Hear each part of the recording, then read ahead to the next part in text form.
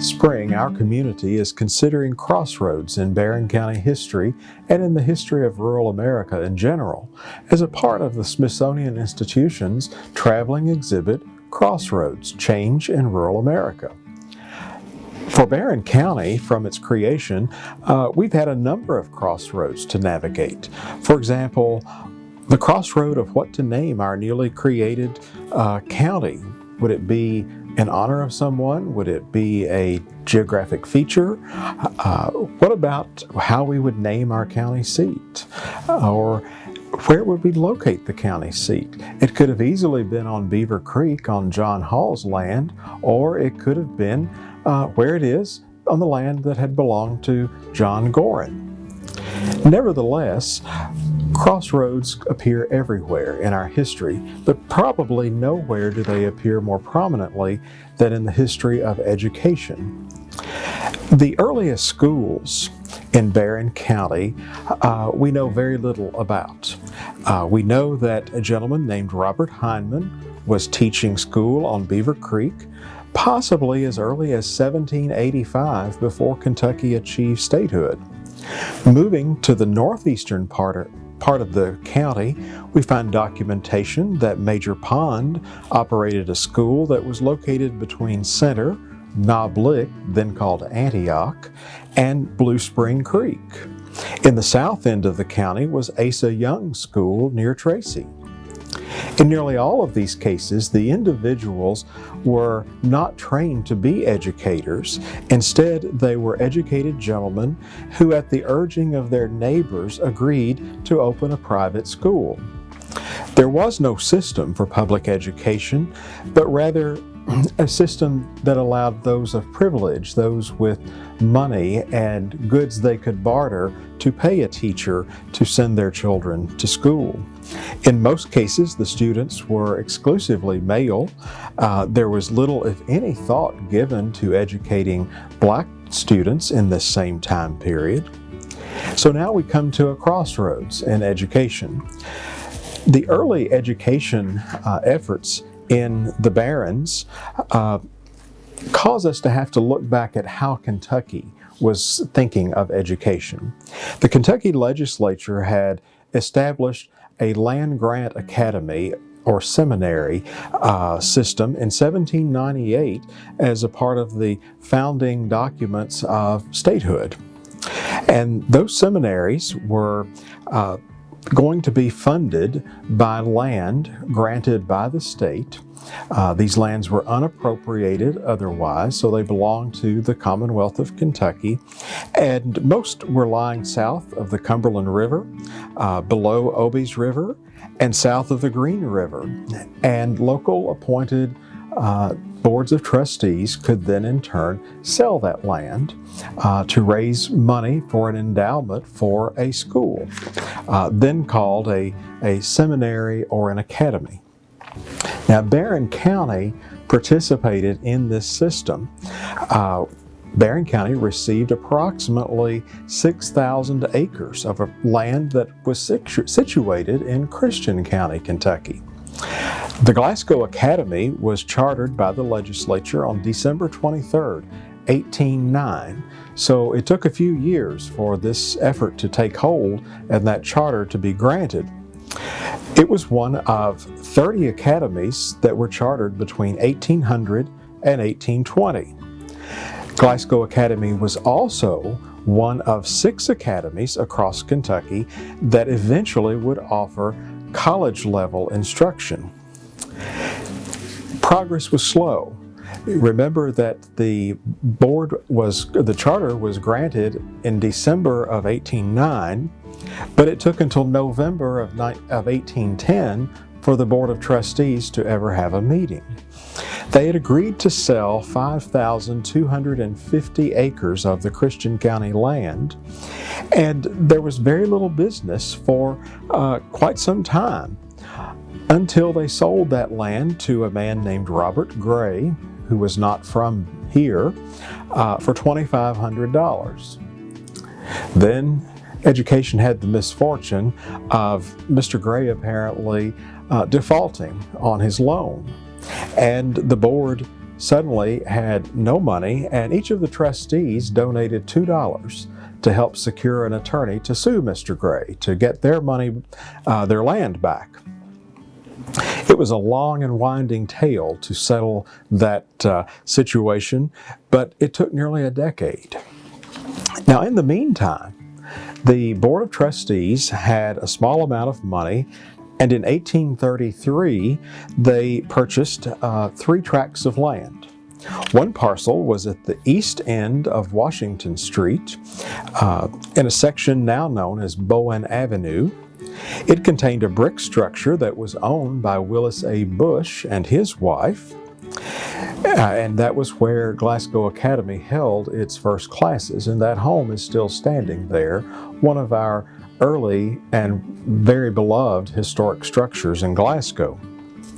Another tract was purchased from Thomas Phelan and Thomas Edmonds for $100. Finally, George W. and Elizabeth Tribune donated a 2.5-acre tract in what was then downtown Glasgow in exchange of a promise to build a school thereon. The Tribune land was situated on the west side of North Race Street at the corner with Front Street. Facing Race Street, a large brick structure was built. It contained 2 rooms over 2 rooms with central passage hallways on the first and second floors, and each room had a fireplace, a door, and 3 large windows. It later had an L addition to add more space to the structure. So, that building became Urania College.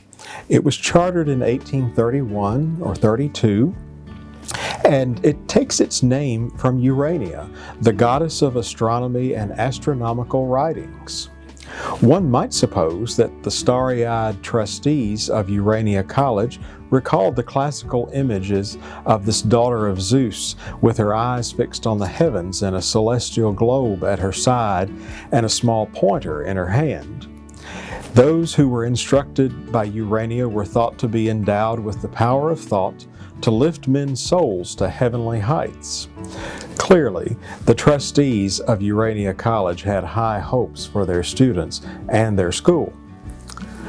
Alas, by January 1835, the situation had changed, and the legislature insisted that Urania College turn over all of its property to the trustees of Glasgow Academy, and the name reverted to Glasgow Academy. It was initially operated by John Kerr, who was a Presbyterian minister, and Hervey Wood, also a Presbyterian minister. Glasgow, like many small towns throughout the country, benefited from the Presbyterian Church's requirement of having ministers with some degree of higher education. Those gentlemen found that they not only could be employed by a Presbyterian church, but they were also well qualified to teach school in those communities, and that happened frequently in Glasgow. The school offered a typical secondary school curriculum that included Latin, Greek, and higher mathematics. From all appearances, the school prospered until well past the mid-1850s. Now, at the same time, there were 2 other state-chartered schools established in Barren County, and both attest to the fact that the northern portion of Barren County was very eager to embrace education and educational opportunities, while it was much more difficult to get much interest in the southern portion of the county. Now, the first of those other state-chartered seminaries was Blue Spring Seminary, located between Heisville and Park on the Gabriel Amet farm, and it was created some point between 1825 and 1830, and it took its name from a heavily wooded area on Blue Spring Creek, now known as Blue Spring Grove. Not only was the building used for school sessions, it doubled as a venue for monthly preaching and summer camp meetings. In time, the entire village evolved around Blue Spring Grove. In 1834, the school got its charter from the Kentucky legislature and offered a rigorous offering of classes for its students. However, they were primarily for elementary students. That was very much by design. That brings us to the second other chartered school, and that was Jefferson Seminary. Locals today would recognize the location of Jefferson Seminary as being in the area known as Gratterville today. In the 19th century, it was considered part of Bearwallow. That seminary was chartered in 1828, and it was housed in a brick structure situated on 4 acres.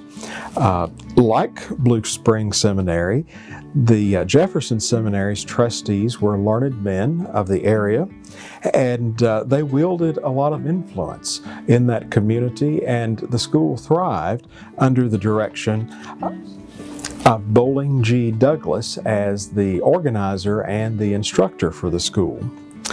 He was a graduate of Center College who had come back to Barren County, Kentucky to become a teacher. He specialized in secondary or higher level education, so a student could, in theory, attend Blue Spring Academy for the elementary grades and then switch over to Mr. Douglas's Jefferson Seminary for higher level instruction. At the same time, we also had a number of non-chartered schools.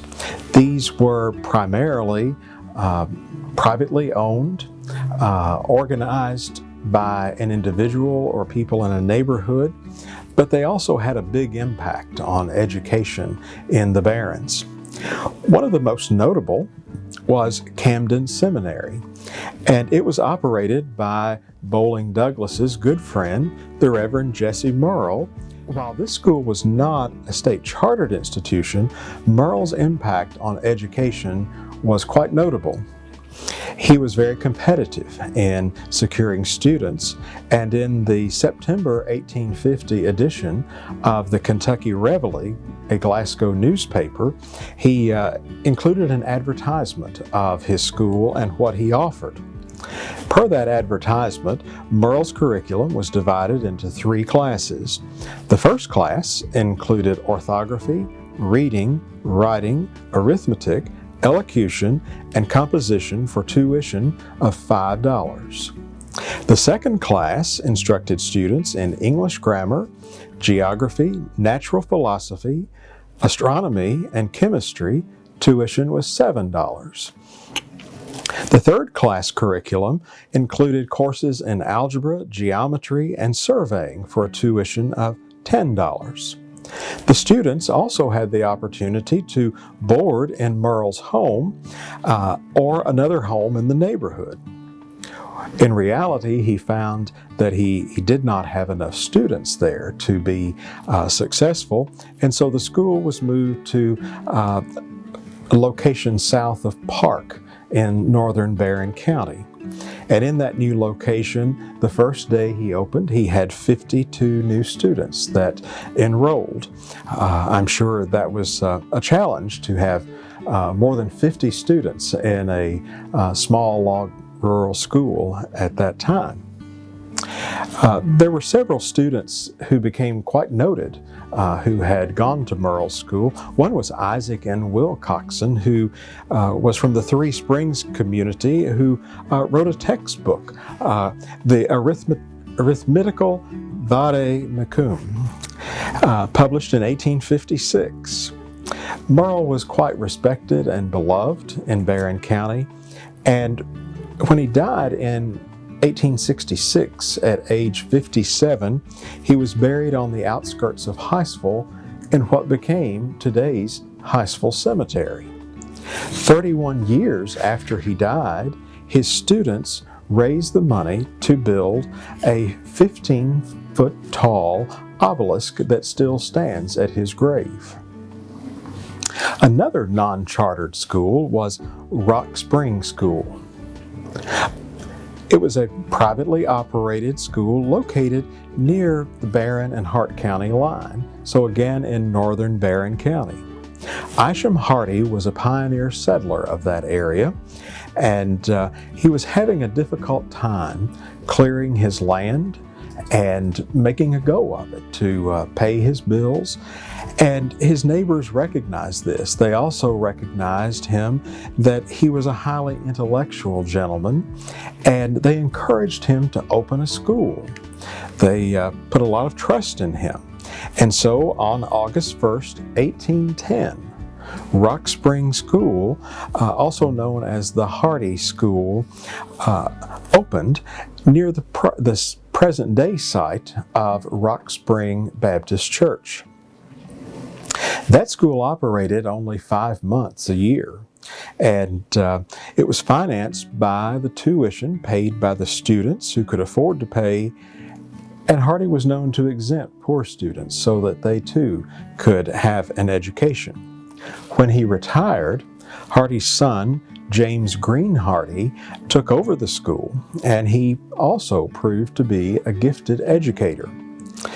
While serving there at the school, he became this region's representative in the Kentucky legislature, and in 1856 he was elected Lieutenant Governor of Kentucky. Unfortunately, he died while he was in office. However, his wife, Minerva Guffey Hardy, had taught with him, and she took over the school that was at Rock Spring, and eventually she moved to Glasgow to teach in the Allen Lodge Female Academy. When the local common school effort was underway and schools for the public were reorganized, Rockspring School was designated School Number 1. That name was later changed to Sunnyside School to avoid confusion with another Rockspring School in southeastern Barren County. A few other tuition-based schools privately owned included a female academy in Glasgow, operated by Amanda McAkron and Amelia Lewis, Mrs. Sally Desarresure's School for Young Ladies in Glasgow in 1851. Union School, Pisgah School are two early schools that we know very little about, but there is documentation of their existence. Lee Seminary operated near the intersection of Whitney Woods Road and Highway 685. Amity Seminary began operating in the 1850s at the McCowan Inn at Crossroads, a location known today as the intersection of Glasgow-Mumfordville Road and Old Lexington Road. That was primarily an elementary school, turning out some exceptionally well-educated students. Mount Mary's Academy was located at Bearwalla and operated in the 1850s and 60s by Stephen Collier. He was a Union sympathizer, and he found the residents of the Bearwalla area not too accepting of his Unionist views. So he moved his school up the road just beyond Bearwalla to a location known as Hall's Rich Grove. Today we know Hall's Rich Grove to be Goodnight, Kentucky, and he resumed his school there. Finally, the Allen Lodge Female Academy was created in 1853 by the Masonic Lodge in Glasgow, and it was located on the east side of North Race Street, opposite the location of Urania College. One of its most illustrious principals was Colonel P.B. Hawkins, who lived nearby in the historic Christopher Tompkins House, and he taught quite an impressive school, teaching ancient languages, mathematics, literature. Mrs. Hardy had come from Rock Spring to teach natural, moral, and mental sciences. Miss Emmy Ellington was teaching French and assisting in mathematics. Miss Emma Reynolds was the principal of the primary department, and finally, Joseph C. Ganter was the principal of the music department, assisted by Emma Ganter. Finally, Glasgow Male and Female Institute was organized in 1865 as the Civil War was about to end by Reverend Caleb Sewell of the Christian Church. And it was located on East Main Street between present-day Lewis and Morgan Streets. So now we have come to another crossroads in Barren County education. Intersecting here is the idea of publicly funded schools in Kentucky. The old approach of land-grant schools, independent chartered schools, and private schools were of benefit to the privileged few, those who were financially able to pay tuition, and others who valued education and found a way to earn their way to that school. Throughout history, politicians on the state level have both helped and hurt education at different times. In the 1840s, public education was at a very low ebb in its existence. It was not successful at all. It was estimated that only 1 in 10 students in Kentucky actually attended school. The legislature had borrowed $400,000 from the state Common School Fund and then insisted on burning the notes so they did not repay the money that they had borrowed. And finally, Governor William Owsley came into office, and two of his greatest accomplishments were, one, creating the position of Superintendent of Public Instruction for the Commonwealth of Kentucky. And he encouraged and appointed Reverend Robert Jefferson Breckinridge to take that position. And as a result, even today, Breckinridge is recognized as the father of public education in Kentucky. The other great accomplishment of Governor Owsley was to prevail upon the legislature to pay $294,000 in interest on those notes that they had burned, and he also got them to support putting on the ballot a referendum for a 2 cents per $100 property tax to benefit schools. Voters approved the tax 2-1. As a result, education spending increased from $6,000 a year for public schools to $144,000 per year, and within a few years, it was only 1 in 10 Kentucky students who were not enrolled in schools. Mind you, we should mention that those students did not include any black students. We were talking predominantly white families with children. Pleased with the results, Governor Owsley's successor, Governor Lazarus Powell, realized that even more money could make a greater difference in public education, and he pushed for an increase from that 2 cent tax to a 5 cent tax per $100 on property. And again, the voters of Kentucky rallied. They wanted their children to be educated. And as a result, that tax increase passed, and the influx of funding suddenly propelled Kentucky to be one of the 2 best funded Southern school states prior to the Civil War. So now we're looking at and researching common public schools in Kentucky. In Barren County, one of those taxpayer-supported schools was the Glasgow Graded School. The local board constructed a large frame school building at the corner of East Washington Street and Broadway, at that time then known as Main Cross Street, the current location of A.F. Crow & Son Funeral Home. This public school remained in this location through the end of the 19th century and served the community well.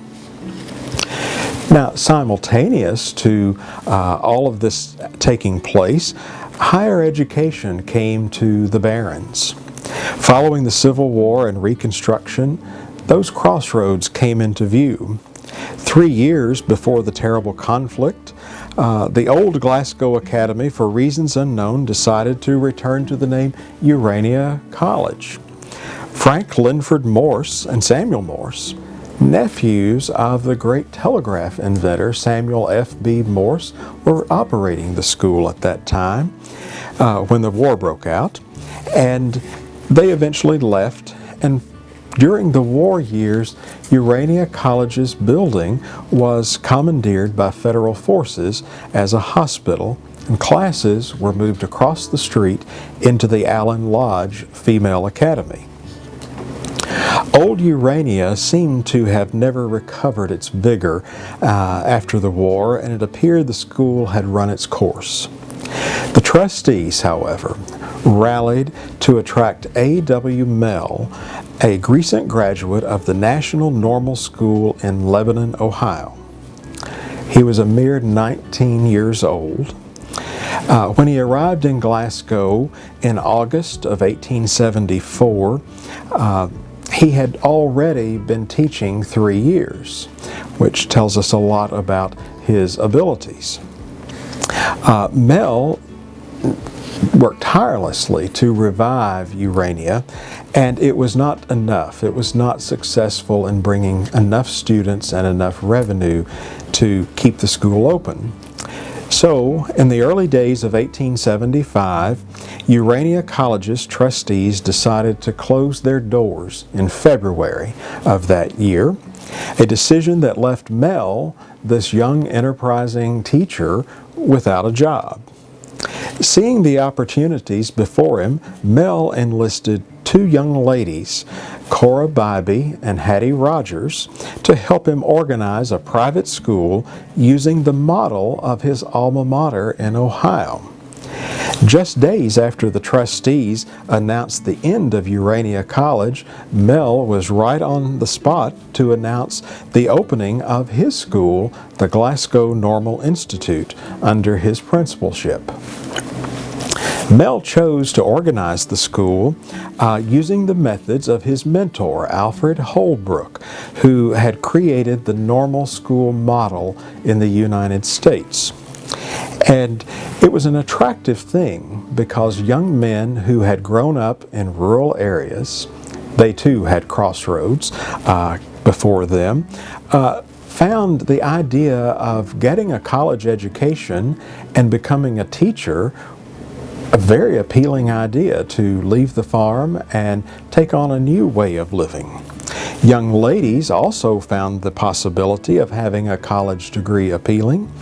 For young unmarried ladies, a normal school education was valuable, as they could readily find work as a school teacher or as a bookkeeper, 2 of the socially acceptable occupations for young ladies at that time. Some of the features of a normal school include that it is a 4-year college curriculum condensed into 2 years. That meant, in most cases, 2 50-week sessions of classes to complete your college education. So you had the same education as a 4-year degree, but you did it very quickly, and it was a challenge. The other hallmark of normal schools was they were coeducational. Male and female students were taught together, and female students enjoyed all the same privileges of male students. For example, of the challenges of being a student at Glasgow Normal Institute, here is a rundown of one day's schedule. Class began at 6:45 a.m. That was Greek class. At 7:30 a.m., geometry class. At 8:15, first year algebra. At 9 a.m., a half-hour chapel service. At 9:30, second algebra followed at 10:15 with grammar. An 11 a.m. higher arithmetic class, and an 11:45 history class. After dinner, our lunch today, beginning Latin class was at 1:30, a class devoted to Caesar at 2:15, botany at 3 o'clock, physiology at 3:45, literature at 4:30, and finally pedagogy at 5:15. What a day those students had to do all of that. The students also learned by making presentations, doing work in small groups, and doing intense research in subjects within their classes. All of that would be a tuition in 1875. A 20-week session was $15. And board for those 20 weeks was $45, and another $5 for books and stationery expenses. So the new Glasgow Normal Institute opened on February 9th, and it immediately drew opposition from Glasgow's residents because Merles' methods were considered quite unorthodox, specifically male and female students in the classroom together. Nevertheless, the session was successful and ended in June 1875. And Mel was certainly encouraged by his success. He wanted to achieve more, not only for himself, but for Glasgow Normal. So he sought a charter from the Kentucky legislature. The legislature was uneasy about giving a charter to a private endeavor, but they agreed that if Mel would allow a board of trustees to operate the school, he could be granted a charter. And so Mel agreed, a board of trustees was formed, and the charter was granted. This would become a very important issue just a decade later. In 1878, Glasgow Normal Institute boasted an enrollment of 225 students. By 1883, more than 300 students were enrolled. Mel was the toast of education in Kentucky. He was a popular speaker for the Kentucky Education Association. The Louisville Courier-Journal proclaimed Mel one of the most distinguished educators in the state, and he was very much in demand. In 1882, he tapped one of his own graduates, J. Tom Williams, to become his business partner, with Williams taking over the business department. So, now while Mel and Williams were enjoying the fruits of their labors, Glasgow Normal was bursting at the seams. The old Urania College building was now about 50 years old, and students at the Normal were in desperate need of housing within Glasgow. In 1884, the Glasgow Press editorialized that, quote, "Glasgow should be home to a big normal school, and citizens should rise to the occasion," end quote. Mel and Williams surmised they needed about $3,000 to expand their school, and they announced that need in the Glasgow Weekly Times. They waited agonizing days for a response, for a heroic announcement from the people of Glasgow, and yet they were met with stony silence. Glasgow residents were shocked. Just a few days later, when they read in the next edition of the paper this spine-tingling announcement, quote, "Bowling Green, having subscribed the stipulated $3,000, has secured the services of Mel and Williams of this place." The pair had decided to accept the Bowling Green offer, and they prepared to move Glasgow Normal Institute to Bowling Green. The citizens of Glasgow were furious, as well as the Board of Trustees of the school. Their claim, of course, was that the school had ceased to be a private enterprise when the state granted a charter to Glasgow Normal Institute, and that they, the Board of Trustees, owned the charter and the school, and Williams and Mel had no rights to it. So, in 1884, the two went ahead and packed up everything except the building and the charter and moved to Bowling Green. They took the members of the class of 1884 along with them and had a second commencement ceremony there. And when they arrived on the train, they were, quote, received in open carriages and by a brass band as guests of the city of Bowling Green. Not having a charter any longer, they were forced to change the name of the school to Southern Normal School and Business College. In time, that school was incorporated into Western Kentucky State Normal School, later Western Kentucky State Teachers College, and eventually today's Western Kentucky University. Many people have mistakenly assumed that Glasgow Normal Institute ceased to exist at that point, but it continued in Glasgow with J.M. Stallsworth as its president and a board of trustees. But by 1889, the school simply could not continue operation, and it closed its doors.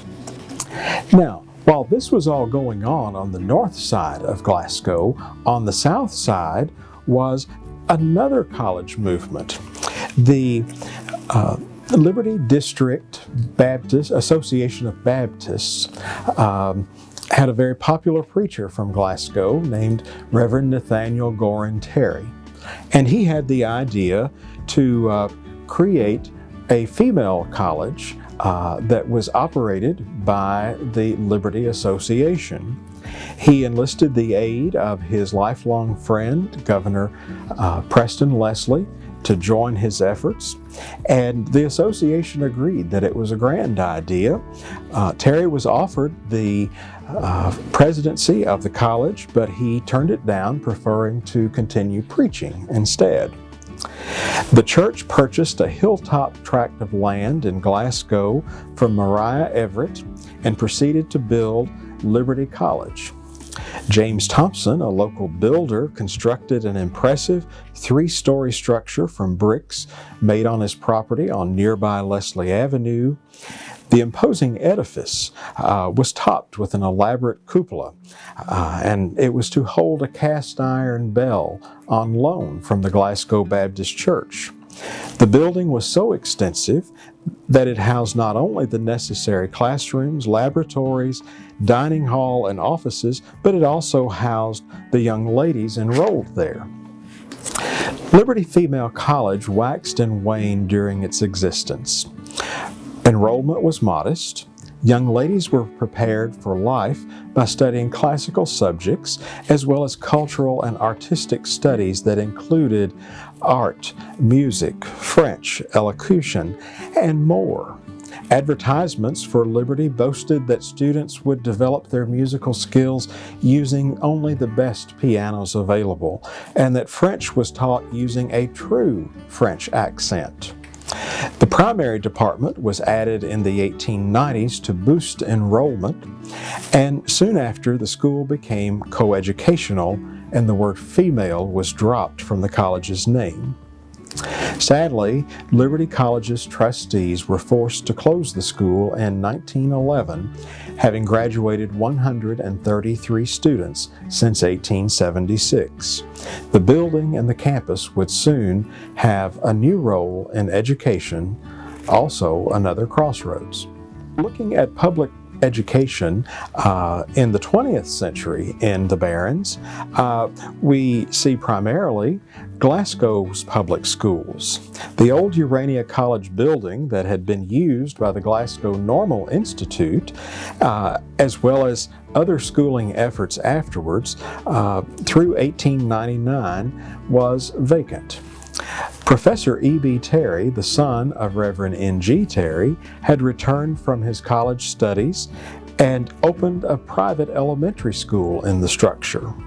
His success was evident because the public school students were migrating to his private school until the Glasgow Graded School Board approached him and struck a deal that they would make him superintendent of Glasgow Schools if he would only close his private school and head up the entire operation in the old normal school building.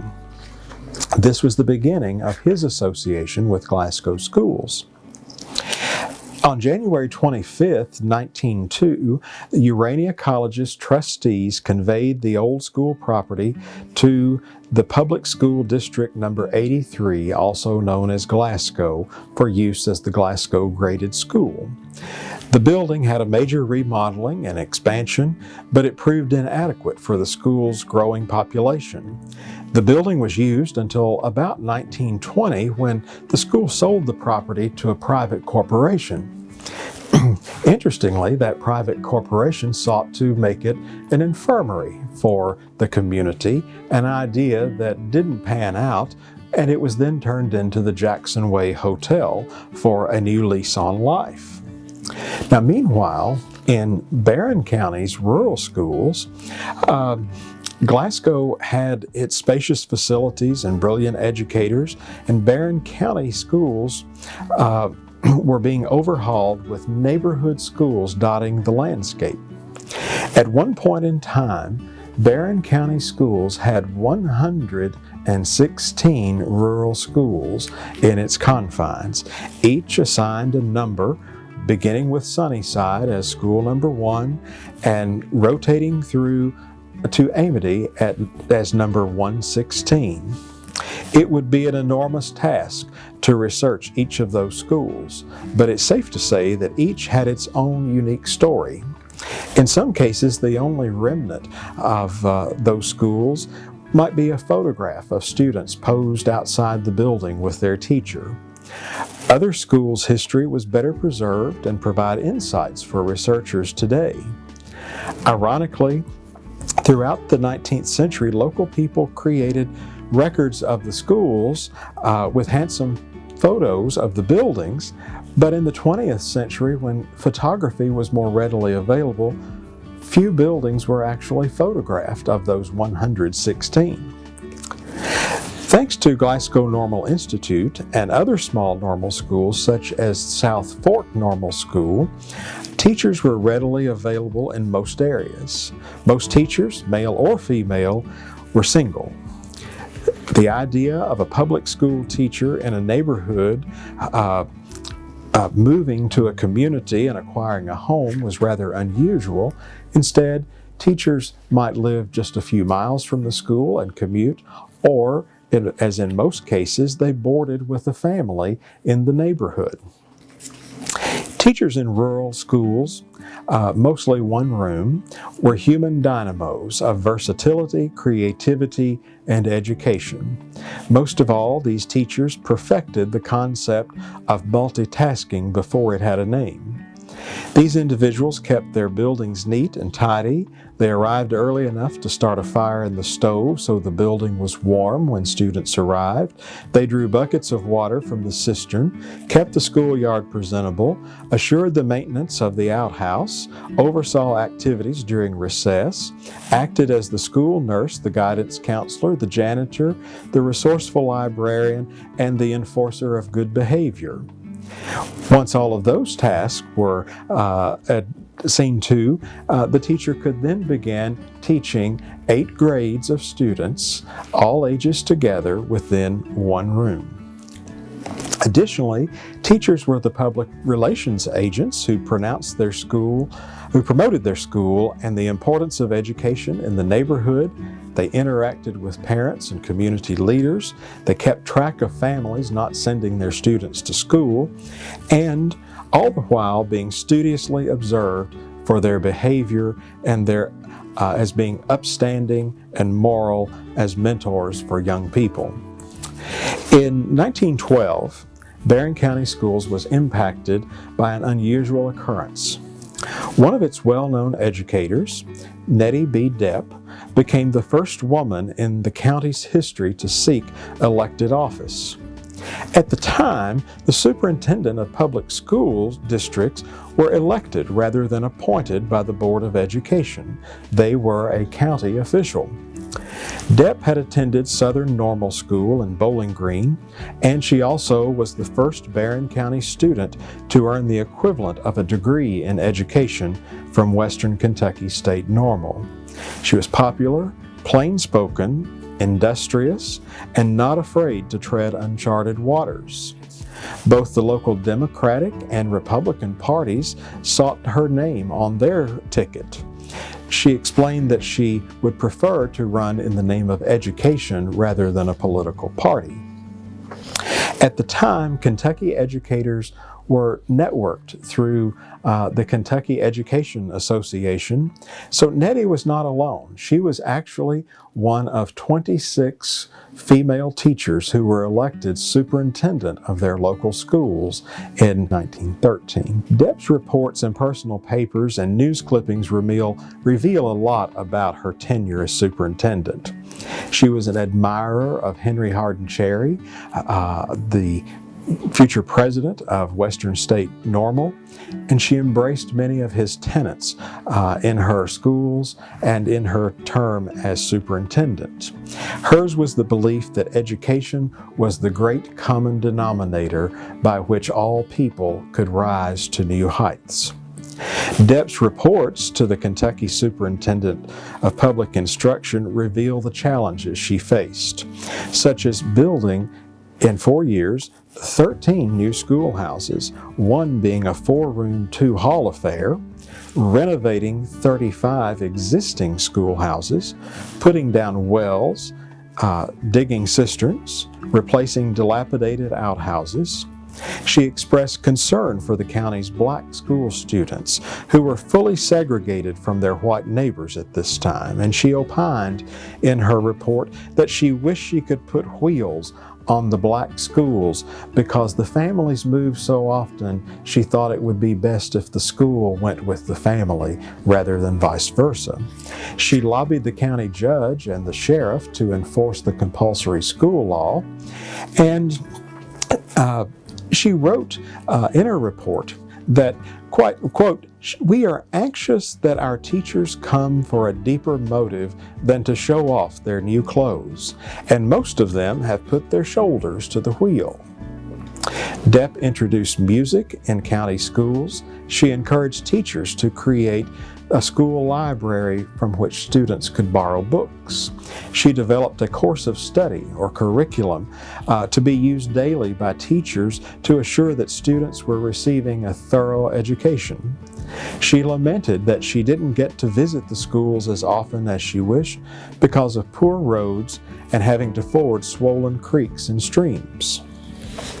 Perhaps Depp's most important achievement was uniting the Glasgow Graded School Board of Education and the Barren County School Board of Education to create the county's first public high school.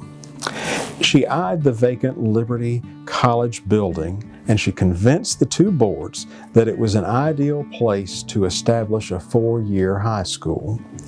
In 1914, the first year of the high school, 20 students were enrolled and taught by 2 teachers. The following year, enrollment grew to 70 students taught by 4 teachers. In its 3rd year, the school had 106 students, and in that year she added vocal and instrumental music instruction, expression, art, and a business course. In striking the deal for a unified high school, the two boards agreed that Professor E.B. Terry would become the principal of the high school and that Glasgow Graded School would move from the old Urania College building to Liberty College campus. Depp accomplished all of that while also paying off $19,000 in debts that she inherited when she entered office. She chose not to seek a second term and was pleased to turn over Barren County Schools debt-free and with a 4-year high school. The county's lone high school being in Glasgow was both a blessing and a hardship. Rural students needed transportation to get to school. It was too far to travel on a day-to-day basis. Therefore, county students were seeking a place to board each week during the school year in Glasgow. Rural agriculture-based families lamented that the arrangement was difficult and farm labor was scarce. And there sprang the idea for Barren County Schools withdrawing from the partnership and gradually creating their own four-year high schools within their communities. Simultaneously, there was talk of consolidating some of the schools, and education was about to reach another crossroads. For a moment, we will look at Barren County's black schools. The students in those institutions did not have equal treatment, equal buildings, or equipment with which to learn. The Kentucky legislature in 1866 designated that 1/2 of the revenues generated from property taxes from property owned by blacks be set aside for education. By 1881, the tax rates were adjusted, and by 1882, the tax money for the Common School Fund was allocated to districts on a per capita basis, regardless of race. Still, equal was far from being achieved. Barren County had 27 public elementary schools for black students in 1892. By 1931, that number had decreased to 18. Black elementary students in Glasgow had a school in their community, and it was accompanied by a 2-year high school that was established under the leadership of Professor W.I. Robinson. Also, black high school students had the good fortune of the forward-thinking black philanthropist Stephen Landrum, who recognized the need for educational opportunities among his race. He donated land on Back Street and adjacent to First Baptist Church for a school known as the Glasgow Training School, which he built.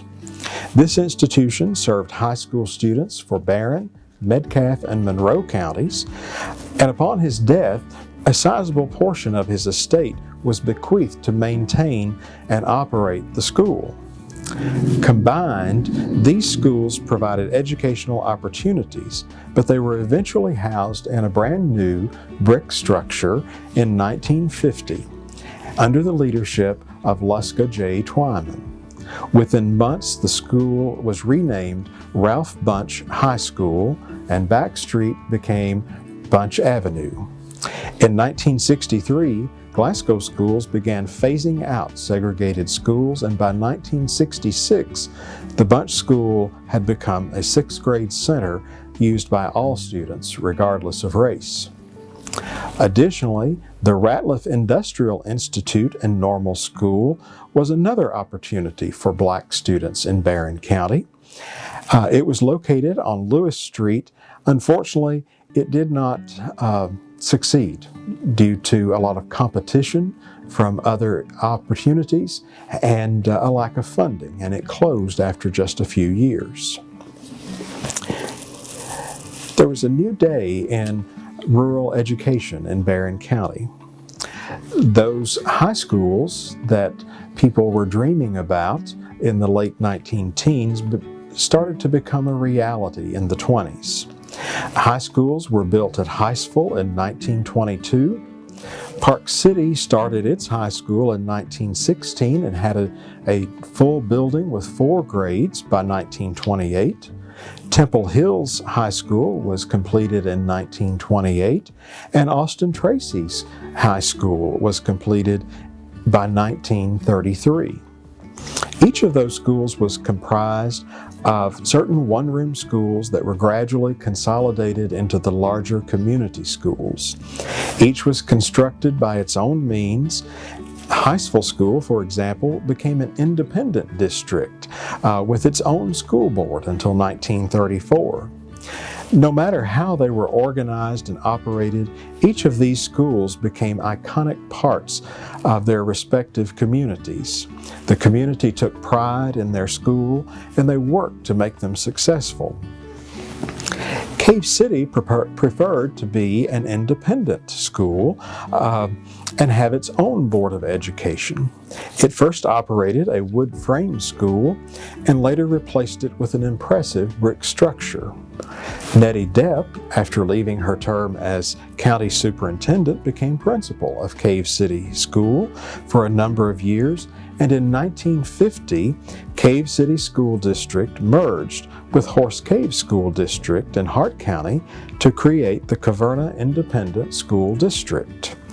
Caverna also has the distinction of being the first school to end segregated schools. Within these community high schools, new educational opportunities sprang up, especially following World War II, when thousands of veterans returned stateside, many having never finished high school. Veterans classes for these young men were offered by these schools, creating another vital link to education. It was also at this time that organizations like the Future Farmers of America and Future Homemakers of America and 4-H clubs became parts of school curriculum and helped students in a variety of ways, while at the same time the University of Kentucky Extension Service had created things such as homemakers clubs in the neighborhoods to help people simply learn to live more efficient and better lives. Now, one of the greatest challenges for schools in the 20th century was consolidation. Nettie Depp started the process back in the 19-teens, and there were sporadic efforts for another 40 years. The quaint neighborhood schoolhouses had become dilapidated in many cases. Some were well kept by interested citizens, and they were outdated and in some places overcrowded. Citizens were often resistant, feeling that a part of their neighborhood was going to slip away when their children traveled a few miles to the new high school riding a school bus. As late as 1948, Barren County still had neighborhood one-room schools without running water or electricity. Thanks to the efforts in rural electrification by Farmers Rural Electric Cooperative, electricity was made available to these schools, provided the citizens of the neighborhood would raise a portion of the $25 cost to add electricity to the school. The remaining schools were consolidated in the early 1960s. Meanwhile, Glasgow Independent Schools built impressive new facilities on the old Liberty College campus. A new Glasgow graded school was completed in 1927, a new high school in 1928, and those structures being finished, the old college building was razed and its spot filled in with Music Hall, a WPA building. Now, less than a decade after Barren County schools were consolidated, education officials in Barren County saw another crossroads looming in the distance. The 4 county high schools were approaching the half-century mark. They were not designed for the number of students filling the classrooms, and there was a constant challenge to keep up with modern conveniences. By the early 1970s, the Board of Education concluded that a large central high school near the county seat was the answer. There were questions where such a facility could be located, concerns about such a behemoth and how it would be paid for, how would all of those students travel to Glasgow to school, and most of all, fears that losing their community high school would signal the demise of their small towns. There were a multitude of countywide referendums where voters voted down the idea of building a consolidated county high school, but finally the referendum did pass, and in the mid-1970s, Barren County High School was created.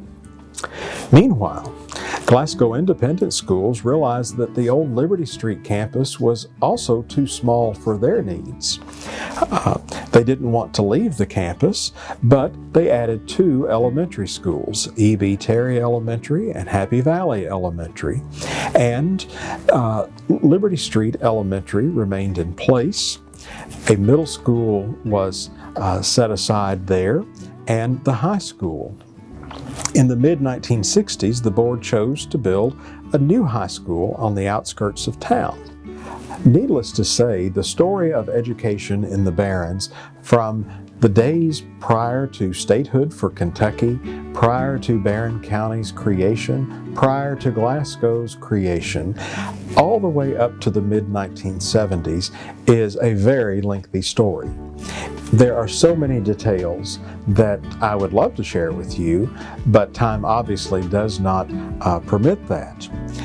There is so much wonderful information about education in Barren County, it would make the subject of a fine book. Through all of the crossroads from the late 1700s to present day, Barren County has been fortunate to have leaders and educators who have encountered the crossroads through this entire journey, and those crossroads presented wonderful opportunities, sometimes disappointments, but nevertheless the spirit of the people of Barren County has prevailed in this entire story. And using Nettie Depp's personal motto for schools of onward and upward would be the fitting ending for a story about Barren County education.